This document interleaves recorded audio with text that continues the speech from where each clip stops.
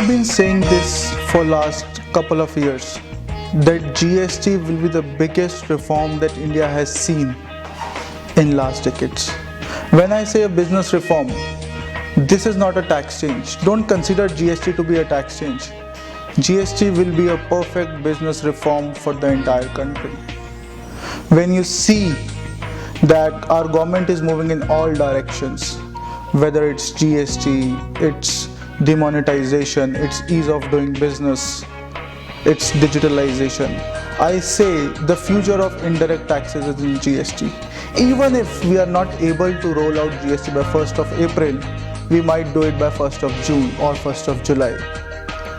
But looking forward towards GST, I do not think government should at this time, at this moment, should try and change a lot of things in indirect taxes. But having said that, there are some bits and pieces that government might like to change. One of which will be the rate of service tax. The rate of service tax currently is 15%. Moving forward under GST, we are expecting a standard rate of GST at 18% for service industry. Government might like to increase the rate of tax, but what I advise is not increase it directly to 18% because of the availability of credits.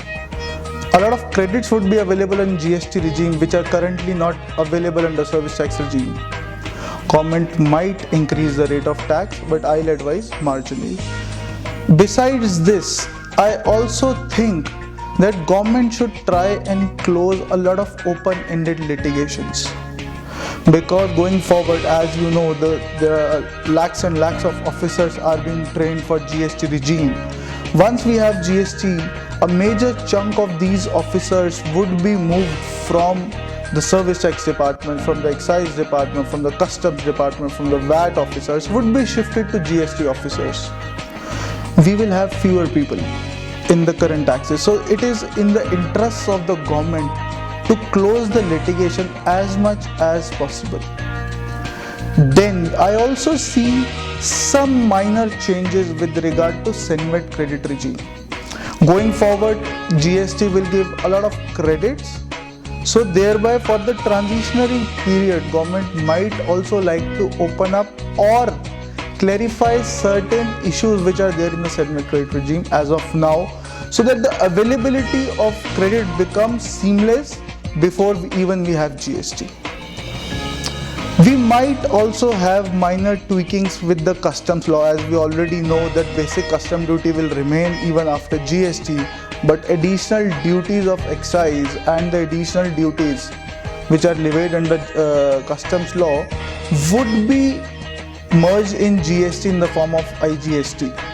So I also see minor tweakings in customs law with regard to these duties, valuations, levies, chargeabilities, collections, etc., so that they could be merged easily in the GST regime.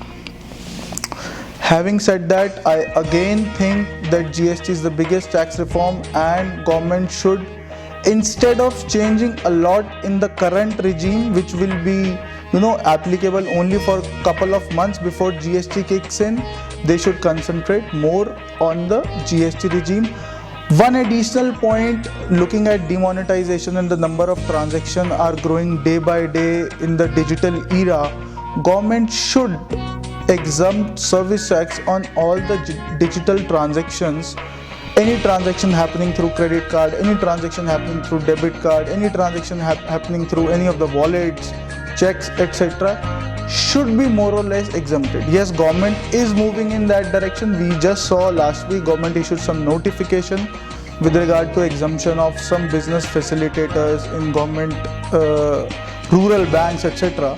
But these kind of exemptions should be, I believe I'll be happy to see these kind of exemption being given across the board to all the digital payments. Thanks.